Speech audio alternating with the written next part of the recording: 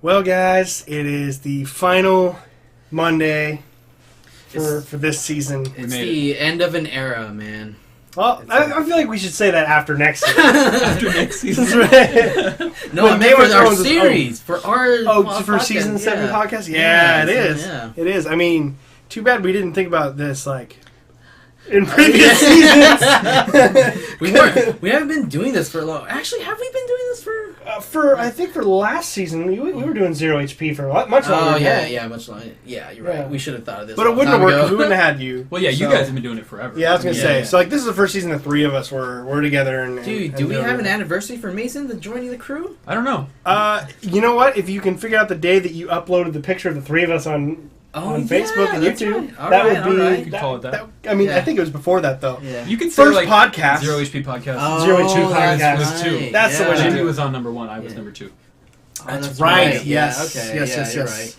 Oh yeah, that's when he officially joined the crew. Not really. Okay, yeah, it was a trial period. And then it was a trial. It was like you were like, I just want to do the podcast, and then as we did more and more, like, well, why don't you do this? And let's do this, and now you're just part of the show. I didn't want to go home, and now I live with Ian. Yeah, it was a trial period. So, but yeah, it was good, man. It was good. That was like 6 months ago. Oh, dude, yeah, a long time. Crazy. Just like, so we're gonna do it a little differently this time. We're not gonna do a scene by scene breakdown because we're not very good at it. It was an hour and a half episode. So just you two, who it doesn't matter who goes, just kind of give me your overall impression of this episode. A little popcorning. Yeah. What are you guys feeling afterwards? What did you think of the episode as a whole? I loved it. It gave me everything that I've been wanting for 7 seasons.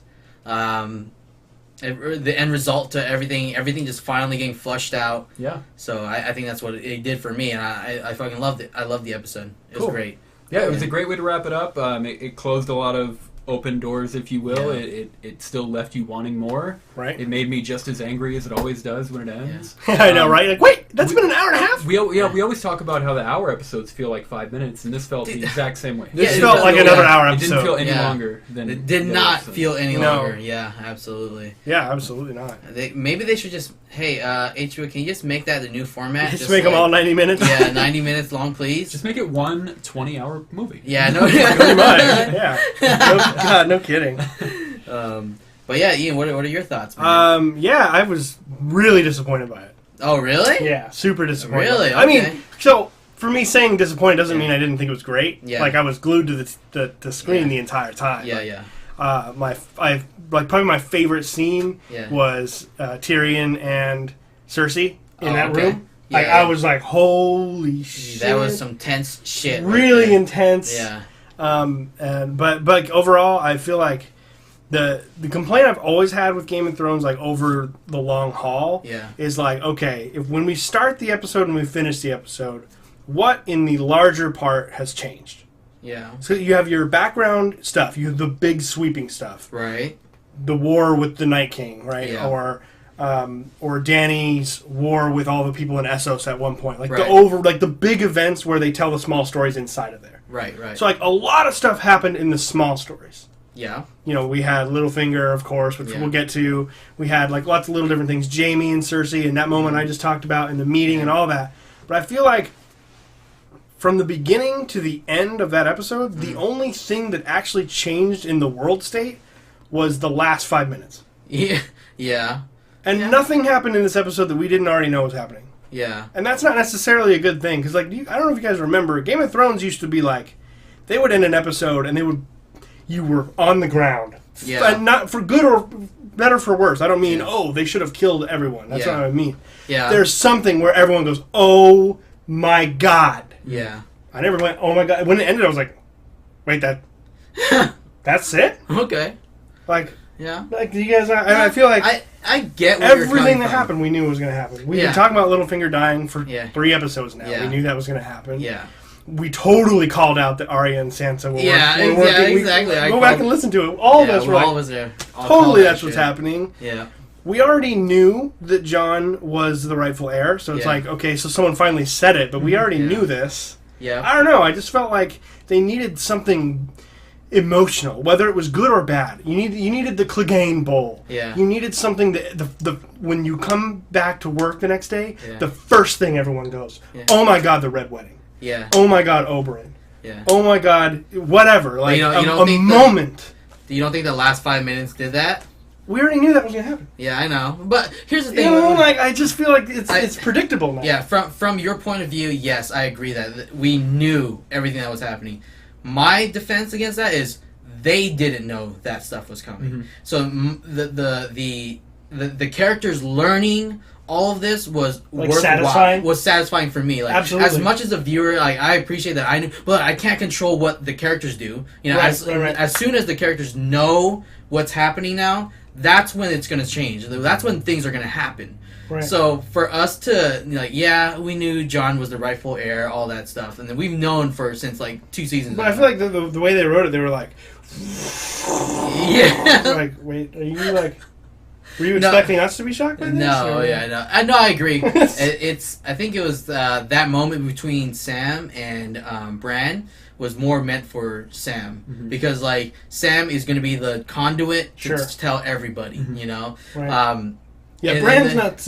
No, his bedside manner is not very. It's ridiculous. Like, He's not Bran anymore. Side note: I called Bran, fucking forcing all this shit. Anyways, I was like, Littlefinger. He's like, you said blah blah blah. Never not to trust me. He held a knife to his throat. Oh god, that was great. Baelish is like, what the? How do you know that? You know? I wish they would have kept going on that a little bit more, like having Bran just keep telling him secrets that literally no one else could know for a while. But. Yeah. So they flushed out for me. They flushed out things that I wanted the characters to know from the beginning. Like Sam, I wanted Sam to know. I wanted, but he already knew in that scene. Like it wasn't like Sam wasn't being told that. Sam was telling Bran, and Bran was like, "Oh yeah, that's right." Oh yeah. No, but Sam didn't know that John was the offspring.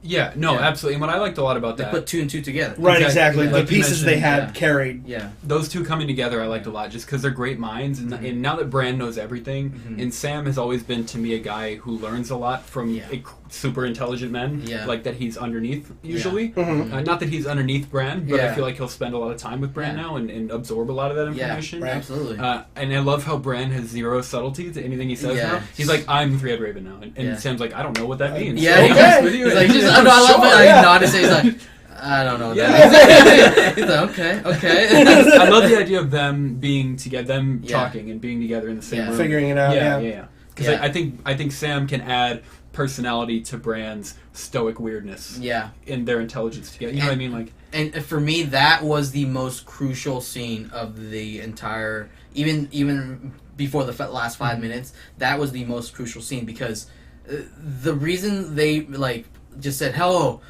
John is the rightful heir. It's not for us. We already knew that. Right. It was for Sam, because Sam will be the conduit to, tell it to everybody. That's the important thing. Like they know. Yeah, I know. And I love the scene between Cersei and Tyrion, but literally that did nothing. And like it was like I just liked the dialogue. The dialogue. I was like, the acting, and the dialogue were great. But I feel like the whole episode was like that. It was. I was never a point watching this going, this is stupid. Yeah. I was into it. Yeah. It was when the credits rolled and I realized. From the beginning of the last episode, there was nothing happened here. Yeah. No progress was made in any direction, and I feel like they didn't really resolve anything. They didn't add anything new to the pot. They didn't shock us in any way. They didn't surprise us with anything. It did for me. Jamie and Cersei, that is a huge deal for me.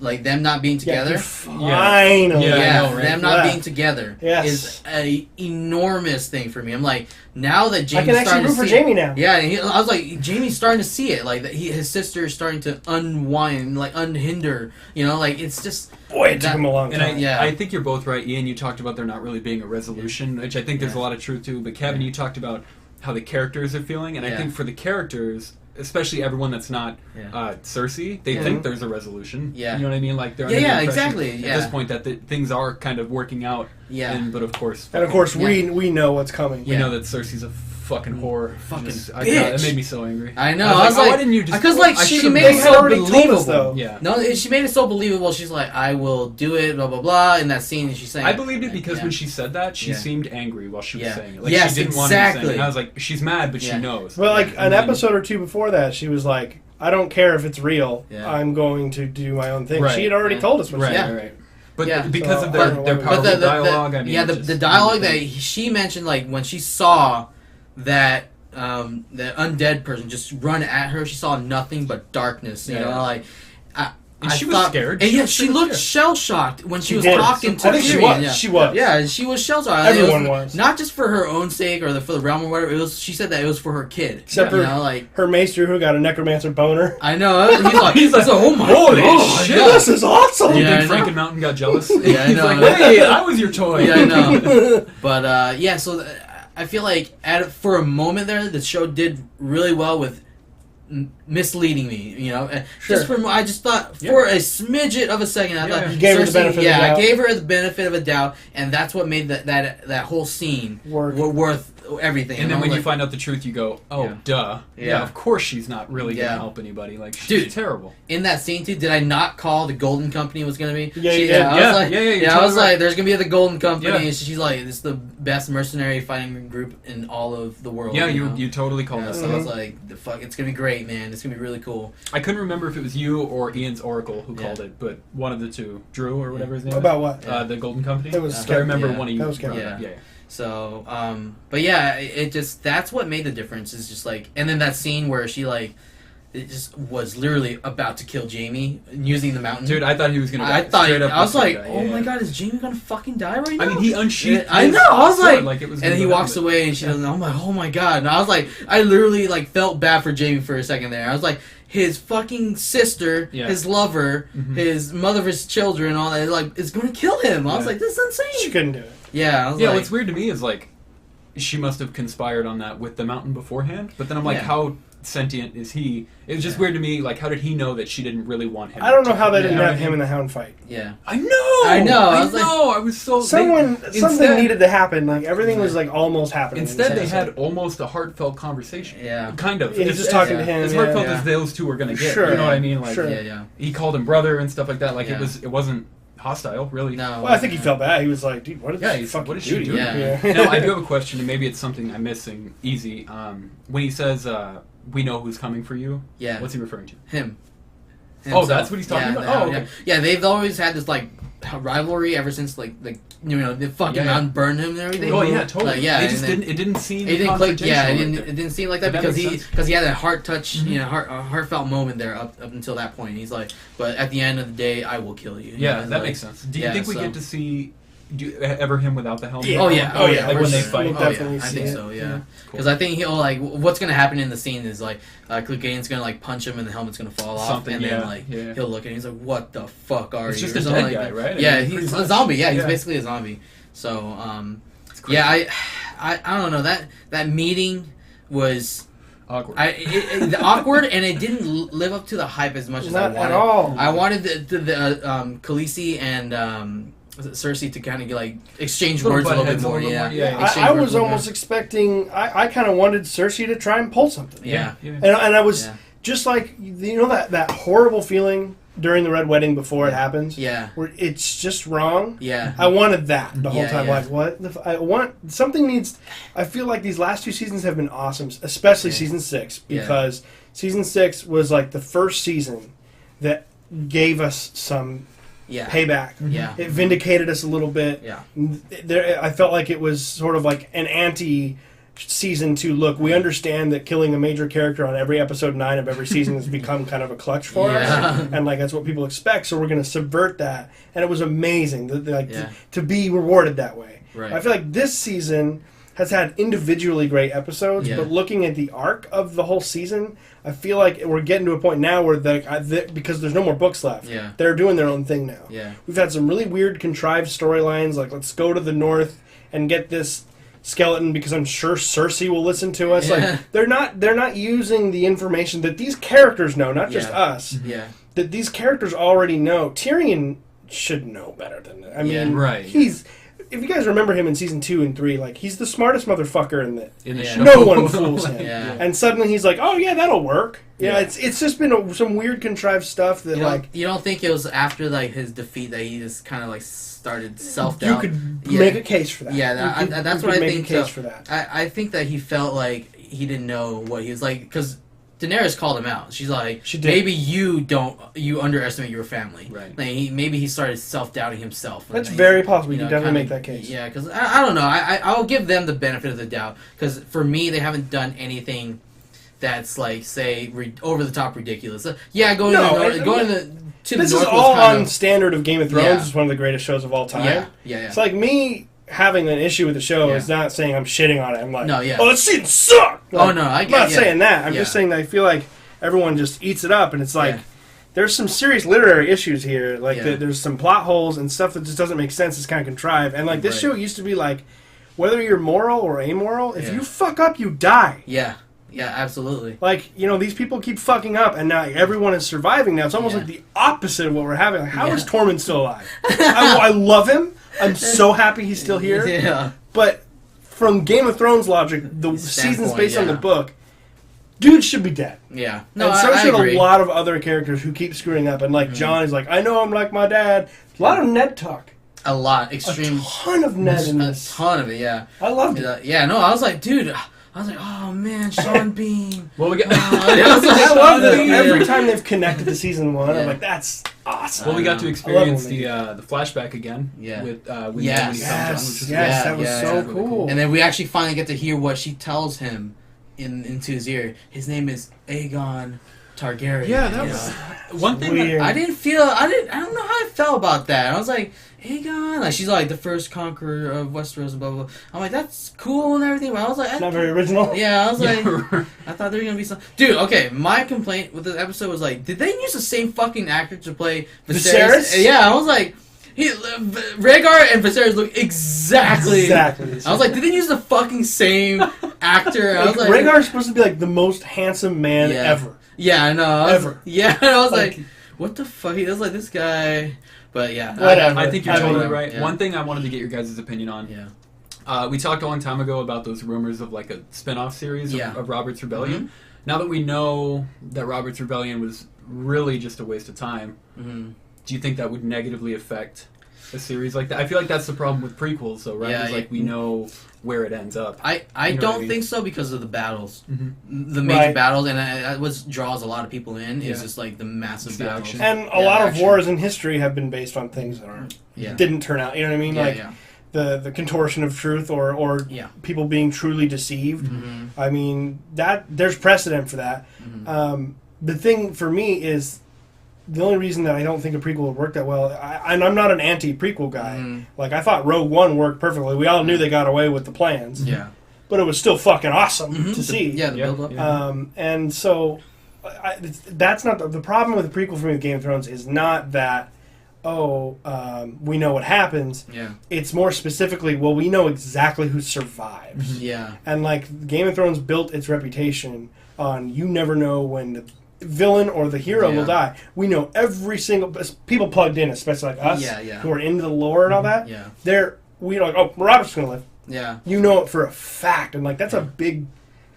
I don't know. I feel like it's a big part of Game of Thrones. Yeah. I get you. Tension. Yeah.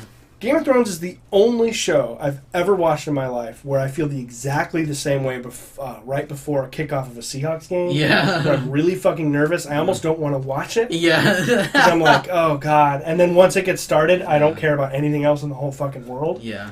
Those are the two things that will make that. I feel like you'd lose that little. You'd lose that because you know who survives, who dies, exactly who dies, when, Rhaegar, where, all that. So that's the only thing. But you could make it good. Just like I've been saying, the issues I have with this episode and this season, in somewhat, it's still the worst episode of Game of Thrones is better than like almost every television show I've ever seen. I agree. I was still totally hooked to it, but I was just like, so I don't know if that would work, but it would be pretty cool. Yeah. So what are some other like major scenes that stood out to you guys? Do you want to get a Littlefinger right now? Yeah, let's just do the Littlefinger. Okay, alright, that wasn't the direction I was going to go. Where were you going? No, let's go Littlefinger. Okay. I feel like we've been talking about that. Yeah, we already knew that was coming, and we called it. So I was like, dude, I knew that was going to happen. Yeah. I was but like, it was still good to... It was that's what I'm saying. It was vindicating for that me look to watch. on his face. He's such a great actor. Dude, that one where he's like leaning against the wall, and then he's like, he's got that smirk. She's like, you've been tried for your crimes. He's got he's like, bum, bum, bum. And then he just like gives a little like what? he's like, my lady, I misunderstand. I was like, what's going on? Yeah. And then I was like, dude, I knew it. I was like, when she like turned and looked at him, I was like, I fucking knew it. I fucking knew it the whole time. But or how about when he's like begging to the Knight of the Veil? Oh yeah, dude. He's like, get me the fuck out of here. Not. What a fucking rat. Not happening. Yeah, I Not know. happening. Such a coward. I know, dude. I was like, it was so gratifying. Like, outside of like maybe say the death of Joffrey. Yeah. And like, because like the build up in that dialogue is she's like, literally everything that's wrong with this world right now it's crazy. Is because of you. It's characterized, yeah. Well, and all of this terrible stuff that everyone has done is like personified in him. Yeah, exactly. You know, he thinks he's better than all these people, but he's just the same as all these other fucking people.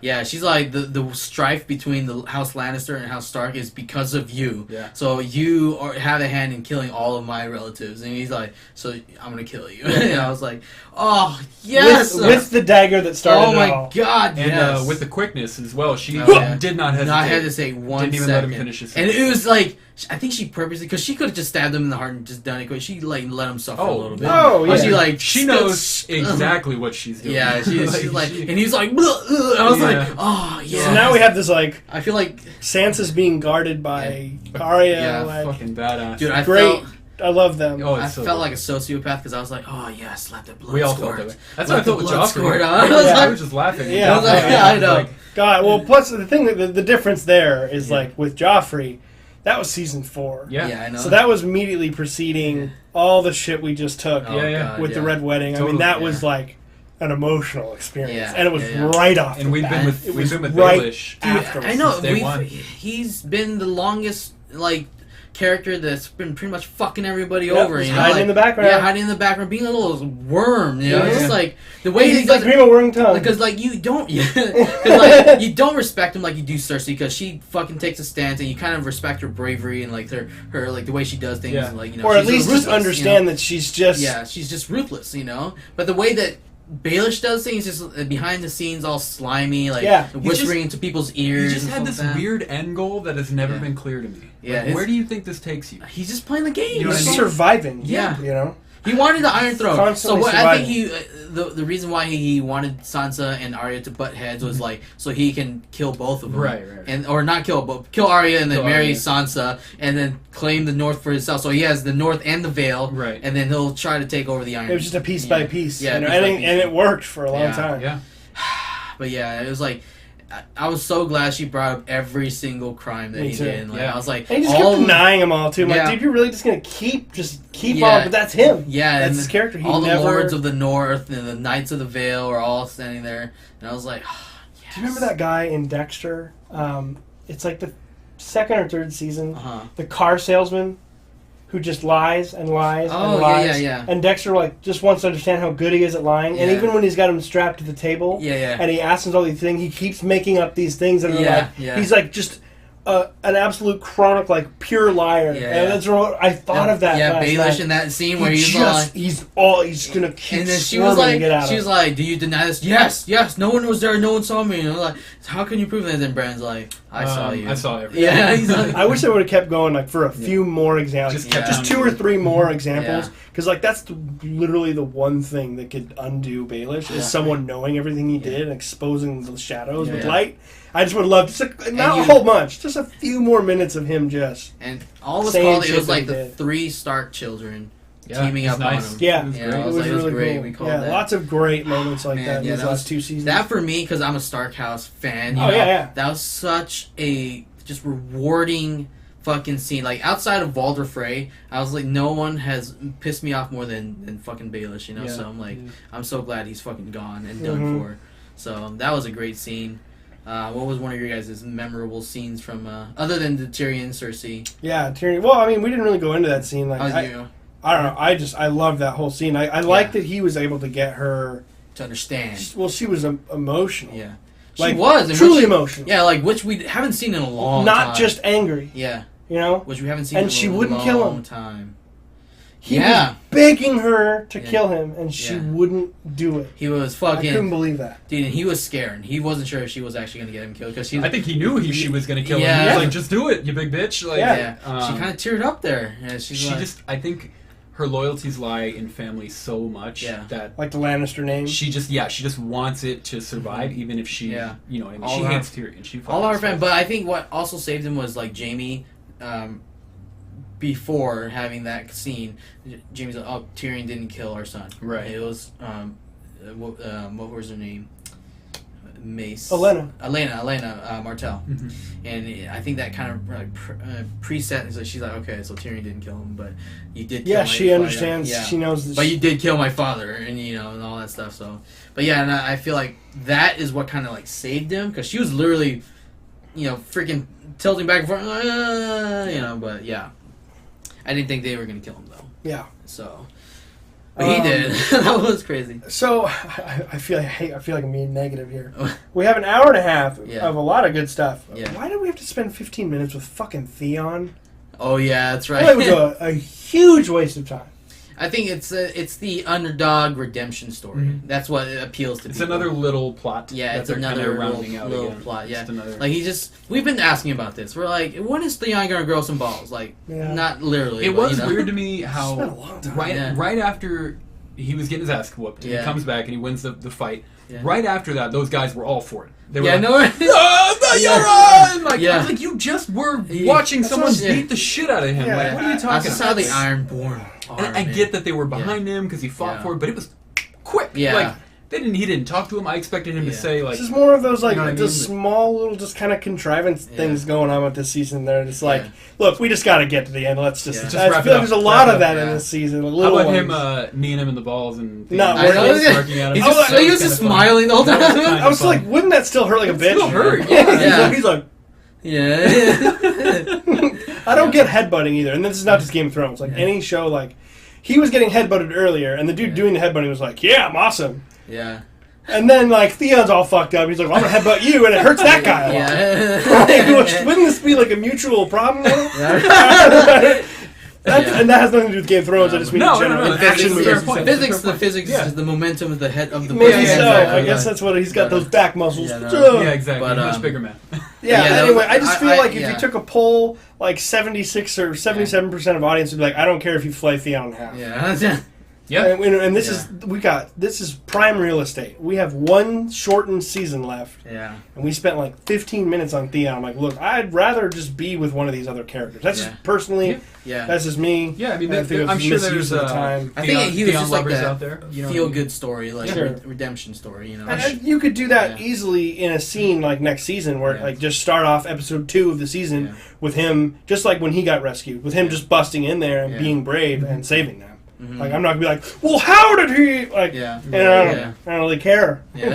Let's just wrap this up because Yara is way more interesting than Theon is. We haven't seen very much of her at all. At all. Yeah. Ever since she was captured. That's true. Huh? Oh, fucking Euron! I hate Euron. I know he's just such a lame piece of shit. I know. Oh, but it was explained why because he was terrified after the thing. Right. After the walker was showed up, he's like, I'm freaking horrified. I loved that. I thought I was like, that's cool. Yeah, and then we find out that it was actually not that. Such a bummer, dude. Yeah, I was like, that's the smartest thing he said since we've known it. That's what I'm like. He actually, like, I thought he was gonna be like, "Oh, bring him on!" Or something stupid, like, grabbing his crotch. And he's such an idiot. So I was like, kind of impressed with him. I was like, that's what I do. The scene, the whole episode starts and he starts talking to Theon. Yeah. And Tyrion's like, what the fuck? We're in a meeting, diplomatic. Shut the fuck up. Shut your mouth. And he starts talking shit to Tyrion. Yeah, and then... We killed one. I was like, shut the fuck up. I was like, talking. And then she says, sit down. And he's like, okay. Sits down. But it was kind of awkward when the Hound walked up to the mountain too, though. At first, it was good that they had that conversation. I can't believe they didn't fight in this episode. Yeah, Yeah. But I'm sorry. The stage was set for them to fight. Stage was set for a lot of stuff. Oh yeah, but I feel like that was just so awkward. It's just like everyone just sitting around watching the Clegane. Even the I have a question. The way that they were sitting, was weird to me. That weird three-sided square thing. I was like, it's because Cersei didn't think that the North is already declared for she gave them another. Yeah, exactly. To me, it just felt weird. I don't know. Now this is not like a complaint, a story complaint. It's just like an actual question. I don't really. Yeah. Why doesn't? Because the thing that the theme of Dany's struggle this season has been like, what kind of conqueror am I going to be? Yeah. Or am I going to be a conqueror or am I going to be a liberator? right? That's kind of the theme, because she's like, I'm sick and tired of this journey. I just want to burn everything down and take my goddamn throne that I've suffered so much for, right? Yeah. Or be the break the wheel person that I'm supposed to be. Right. And that struggle. And I've really enjoyed that with her this whole season. The whole point they keep making is you don't want to kill a bunch of innocent people in horrible fire and then be like, I'm your new leader. Yeah. Right, yeah. You've got every leader of your enemies square sitting in this little thing with no innocence around. Yeah. Yes. Why don't you just roast that little box of Lannisters? Yeah. Yeah. No innocence death. Right. There's no. You're not burning a city down. It's an ancient ruin. No one else is there to say anything. It's true. You burn them all and you just walk into King's Landing. I didn't get. I wasn't. And I'm not saying that in like, oh, that's a plot hole. Right. I'm not saying it's a plot hole. I just. What do you think the reasoning is? They're like, let's trust this awful, murderous human being. They need her army.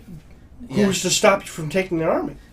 Well, the Lannisters, they're all dead. Their house would just crumble. They would not. Their bannermen would not come to you. Wouldn't come to them unless they have another with Tarly two giant situation. Dragons. With another Tarly situation, and be like, oh, we're not going to bend the knee to some foreign invader. And then she's like, all right, I'll have to kill you. Then. Do you think all the Lannisters are that brave? And none I of them don't know, but let's say 50-50. Like you lose half of the army. Then I was like, what's the point of doing that? Well, the army will do unless you can have a whole 100% with Cersei agreeing to the truce, But right, that was gonna. So I guess that's it. They just were worried that like they wouldn't get support. Yeah, that and like to honor her word. Like Jon is all about I honor my word. Like I feel like she's trying to. It's done nothing but fuck all of them over this whole. Yeah, I know. But no, you're right. Like again, it's not a complaint. It was just something I was thinking about. Like tactically that would make sense. I want to kill all of these people, but that's just me. Yeah. Yeah, I was just gonna say my thought is. Luckily, I think she's more focused on the bigger picture right now as far as exactly. The White Walkers go. I think the way that's what I'm saying. You've now dealt with your enemy in the south, and you can focus on the fucking undead army. That's coming down. I think she was optimistic about Cersei's change of heart, and that she was. So hoping, she was counting on getting all of the troops rather than this small percentage, and getting them through diplomacy, living up to that break the wheel person that she. Yeah, because even if you decide to kill the leader. Let's say, like, not all houses declare for you. So then you have open rebellion in the south. So how can you dedicate all your resources? How you can dedicate your remaining Unsullied and your Dothraki to defending the south and fighting the White Walkers. This is like opens a two-front war. And you know how that is. It makes you wonder if personalities were reversed, if Cersei had the dragon and she was in that position, if she would have done that. Because she doesn't give a fuck about the White Walkers. Well, that's the difference, though. She would have done it, but then she wouldn't have gone and fought the undead. Yeah, she would exactly. Right. Yeah. So that's the difference there. It's like, the most important thing is the undead. So I'm like, look, we'll deal with the fucking fallout here. Yeah, no. Kill all the enemies. Let's go north now as fast as we can. But you're right. Maybe they wouldn't have been able to get the army that they needed. Yeah. That the two-pronged war is just not going to happen if you're going to... She lost a lot of Unsullied in that Castle Rock.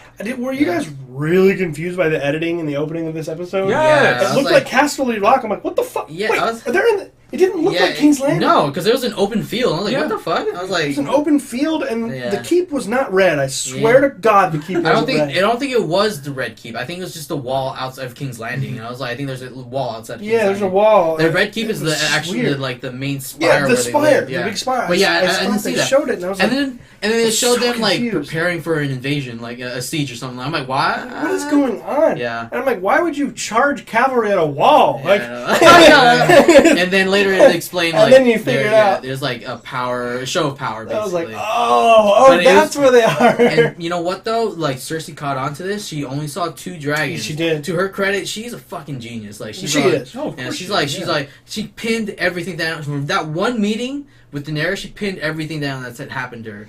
So, I was like, wow. Absolutely. Except it was funny because she's like, oh, good, then I can kill them. Like, well, you're not the fucking she didn't know that. Because I don't think they should have brought that up though. Like I'm surprised it didn't bring up the Night King during that meeting. Like not once did they mention the Night King. And I was like, why the fuck did no one say this guy killed one of her fucking dragons? Obsessed with this white for some reason. I was like, what the fuck? Why?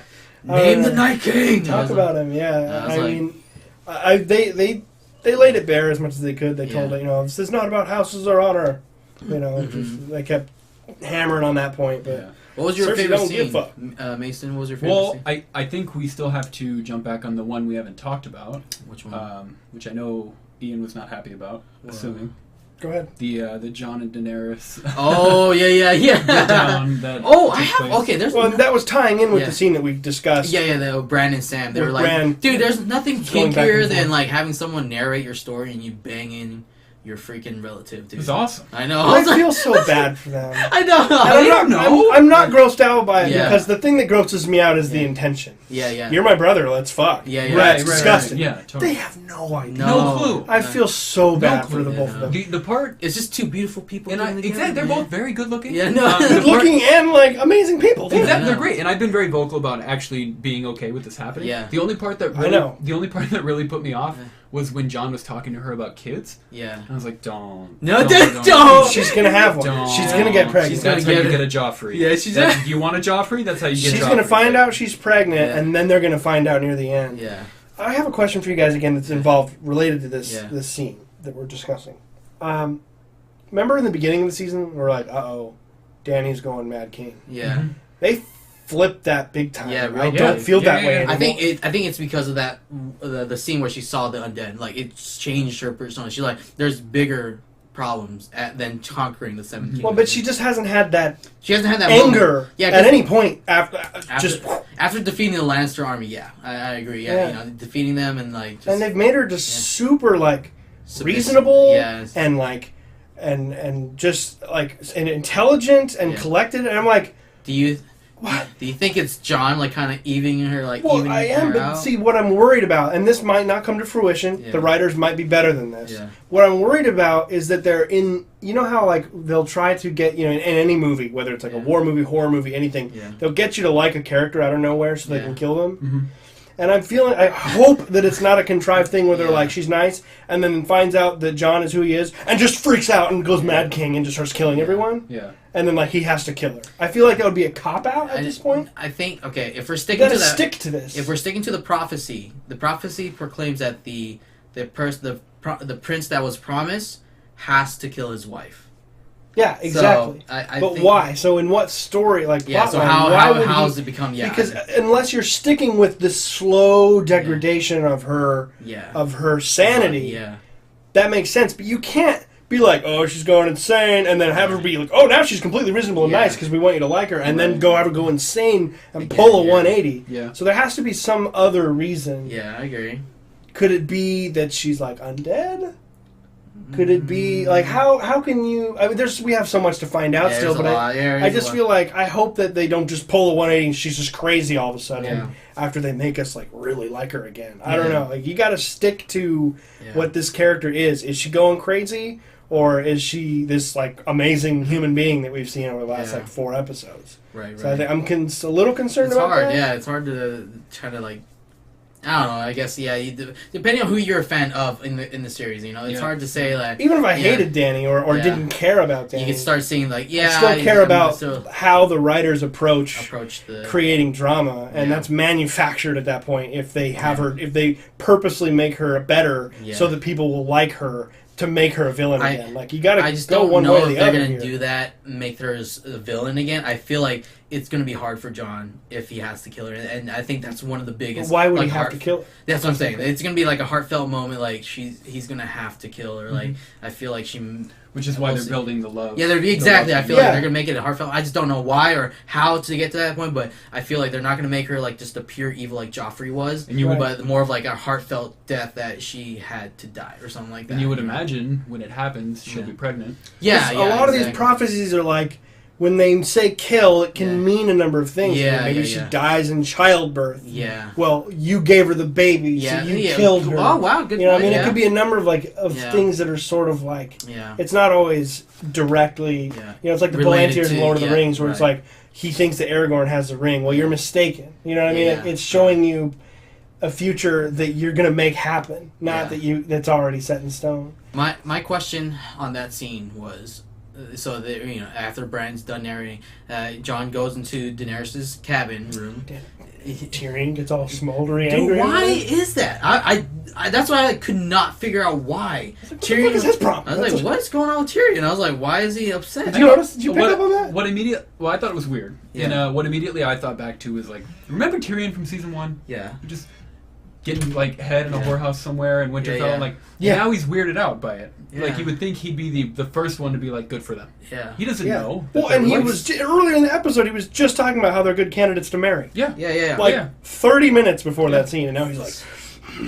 He's looking all What mad. is it that maybe we're misunderstanding that then? Or he's just worrying about it? Like, that's he's like, oh, we don't know. This might be reading too much into it, but he could be considering what we're considering, that them falling in love could only lead to something bad. But he just talked about how good it would be if they got married. Yeah. Right. That's the only thing that I was like... When they're in that scene where they're like looking down the hallway, I almost 100% thought it was going to be Jorah. Like standing there. That would make sense. Yeah, see, that's what I'm saying. I thought 100%. I thought it was gonna be Jorah, but then an editing error. to show freaking Tyrion. I was like, what the fuck? Like maybe they're just sitting there. All the creators of the show sitting there watching it. Like, why is Tyrion? That's supposed to be Jorah. Yeah, I know. Peter, shit. Peter, what did you do? Yeah, so I don't know. That's what my biggest. It made no sense. Yeah, and my biggest complaint is I don't know what the big deal was. But I don't get it either. There's gotta be a reason though. I just get so sad with thinking about when they find out about that. I feel so bad for them because it's like they both deserve that so much. Yeah, dude, not gonna say nothing, but Kit Harington's butt was nice. He's a nice ass. That's a nice butt. He's a good looking fella. I know. I was like, that was a nice. I will watch those two have sex all day. I was like, it's too much good. Too much good in one bundle. I was like, God damn. Do you think there's a chance that they'll find out and they'll be like, oh, yeah. Because they're already in love with each other. How do you undo that? They love each other. Like that's what I'm like. That scene was so. I mean, it is a different time, quote unquote. Like, or do you think they'll be both like horrified and disgusted and it's hard to say. I think Daenerys might have an easier time with that because that's just how the Targaryens are. But I think Jon will be all like, and being raised in the north. Yeah, being raised in the north is like, this is weird. I think your previous predictions are right, and we won't even get to that riding off into the sunset point. Yeah, I think something will happen. No, so we know. I mean, we know they already said like it's going to end in a bittersweet fashion. Because Jon is literally. The series is named after him. He is Fire and Ice. So, you know, I was like, so I was like, this is him. He is the prince. It's his story, which doesn't mean he can't die at the end. Yeah, true. Yeah. And I was wondering, this is not a theory because a theory is like almost like a prediction. Yeah. This is more of just like a thought of like what this whole story means at the end of at the last sentence. Yeah. At the end mark. Yeah. Would it make sense thematically and thematically mainly? By the end of this, by episode 7, when it's all said and done, that Jon and Dany and Cersei are all dead, and the people that take over are thinkers like Tyrion and Varys and Samwell and Davos and these people who understand what it's like to be people for the people. Yeah. And the Night King is gone. And, like, the first ever democracy is created in Westeros. You know what? And the end of these monarchies. It's funny that you say that, because Jim and I were talking about the same exact thing.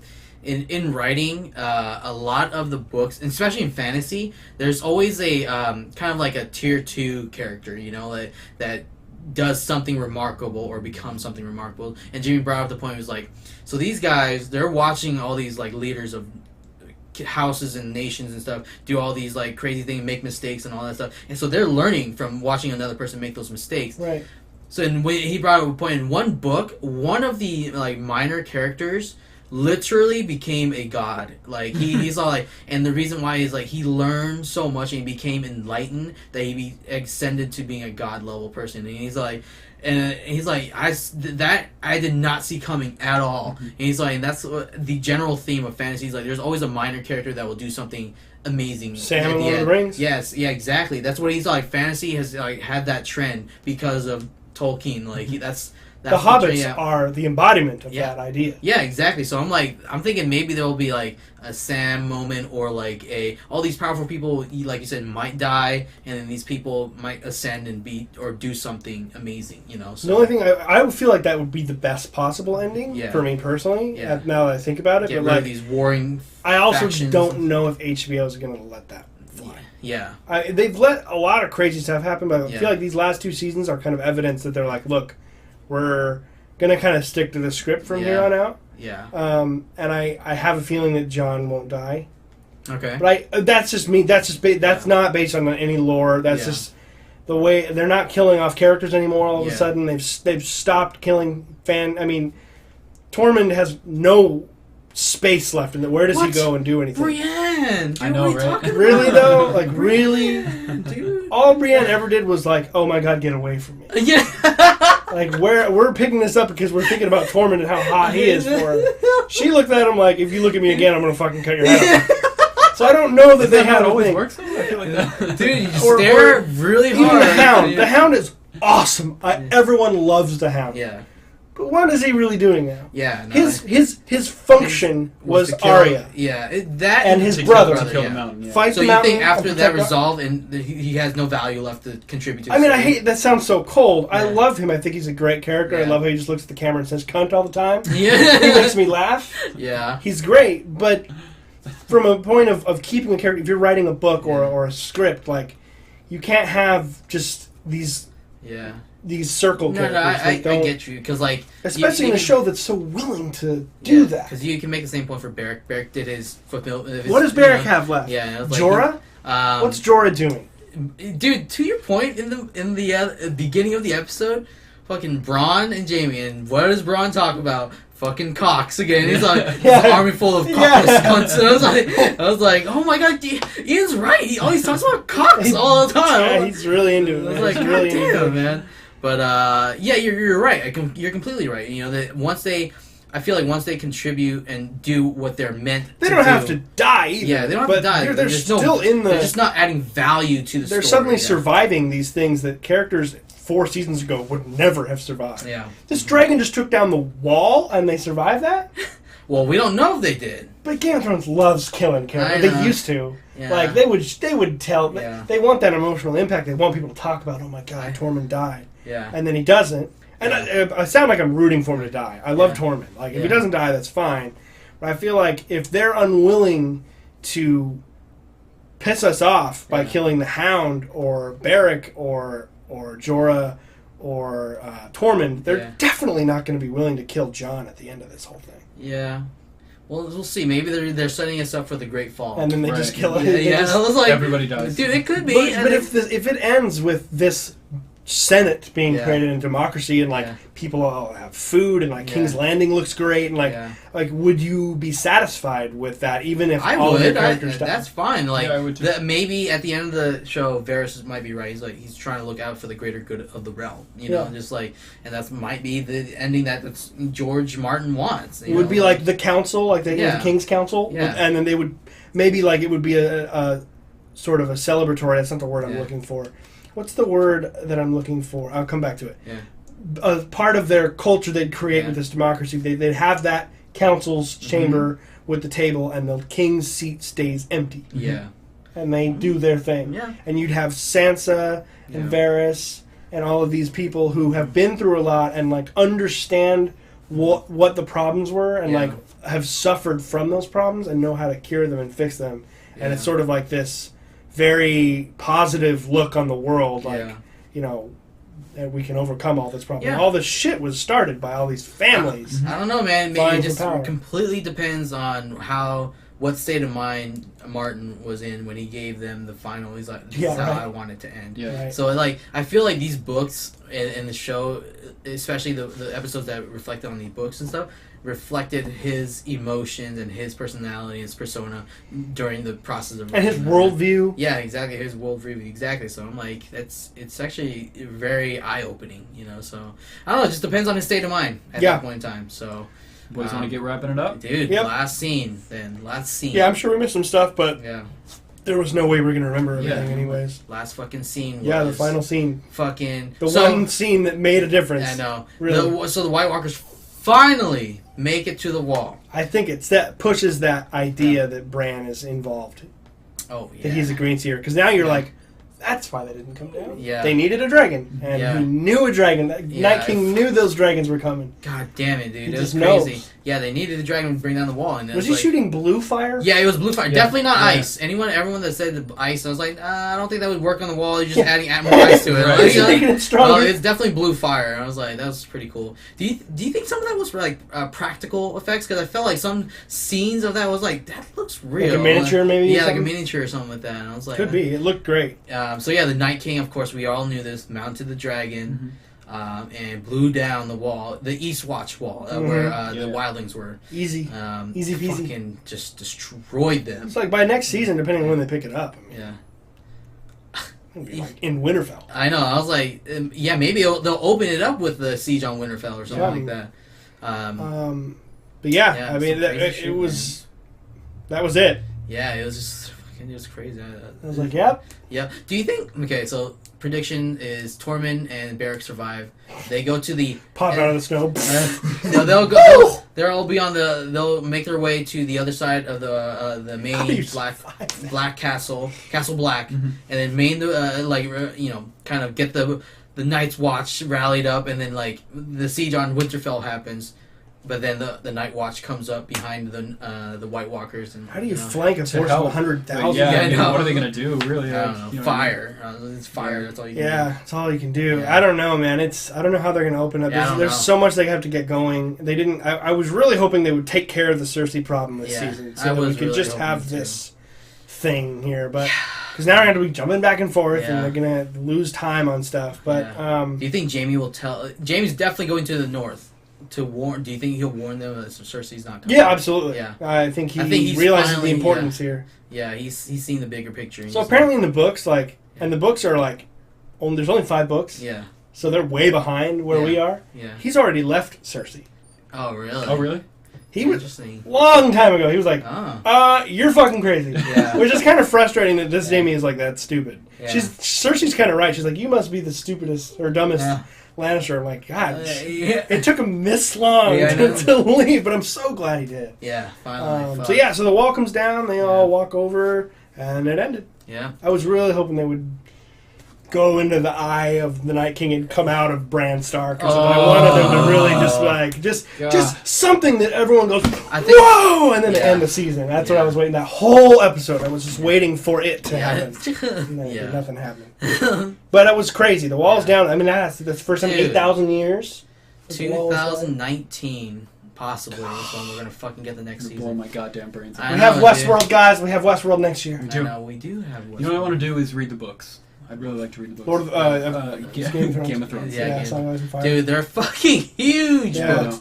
I read the first 2. That's why I figured it'll take me until actually 2019. Okay. So. A little spoiler, I know a lot about the stuff with the whole Lord of Light just because I've read this book. So they've kind of already revealed that, you know. So I'm waiting for it to just kind of have the bass drop kind of thing. The bass drop. What do you mean? I know what the Lord of Light is. Oh, really? Yeah. Is this breaking news? Is this from the latest book? Yeah, it's not from... If anyone's a fan of the book and read the book, this is not a surprise to them. But, you guys want me to tell you? I don't care. I want to hear it, yeah. Because it might not happen at all. Oh, yeah. Actually, you might be right. They're outside of the books at this point. Yeah, the Lord of Light is a demon. Mm. Yeah, he's a demon. Yeah, demon lord, and he's because do they have a what is a demon in this world? I don't know. I don't know. They haven't really. That's why I'm thinking maybe that's not the way they're going with this. But the big thing was they in the books they find out that the Lord of Light is actually a demon, and he feeds off the worship that people give him. Yeah. So that's why he wants. Does he have any control, or is that different than a god? Does he have anything going on in does he have as much influence as he's purported to, or is he? Just that's the power. The more people worship him, the more things he can do. That's why he brings in the Brotherhood of Banners, and I think it was the last season where they're killing all those the 7 worshippers. They're they wanted them to worship the Lord of Light so that he can get more power. So the more power that is, and that's why there's in Essos and all the other countries most of them have already converted to like the Lord of Light, and that's why that was such a big deal. And they've been hinting at it. Real. Yeah, they've been hinting at it, so they're like, he's a demon and he feeds off of that. Well, I mean, even in season 2 when she creates the shadow baby. Yeah, exactly. That's pretty fucking demonic. Exactly. So, and that's with his magic. So that makes sense. Yeah. I don't know if they're gonna get into that. Yeah, I don't know. I don't know if that's left the way a lot they're of going. room. Yeah, I don't know if they're going that way. That's because that's why I was like. Yet another thing they could have kind of dropped on us in this season. Yeah, I know. Wow, a lot of missed opportunities going on here. I'm really looking forward to the next one, but it's gonna be a long time. Well, that's it, guys. Please let us know what your favorite moments were, what we missed. Let's sign a petition to get it released sooner. Yeah, that'll work. Whatever. We just want to have a conversation about this. We have a long time coming before the next one, so. Yeah. Let us know what series or TV shows you guys want us to do next. Maybe movies, even. Like, kind of just have this little, I'm sure we'll do a Westworld thing when it comes out. Westworld we'll definitely do Westworld. Maybe we can do, right before Westworld 2 comes out, Season 2 comes out, we can get together and re-watch Season 1 together. And then just go over the major things. That was one of my other favorite series. So good. If it continues the way it is, it's going to be if the writing is this good, it might even go above Game of Thrones in some manner. It's crazy. In some manner. Yeah. Very different shows, of course. Yeah. So that is it. There it is. Our final one. A little bit longer than the others. So sad. See you guys in 2019. I know. So I might not even live that long. We'll see. You're an old man, Kevin. Yeah, I know. We'll see if you make it though. You said you're gonna hit 50, so you'll be good. You'll be able to watch Game of Thrones several times over. I'm contemplating making it shorter than that. Wow. Bold statement. Should we get that hotline out? I know. Get that hotline out. But thanks again, and peace. Later. See you next season.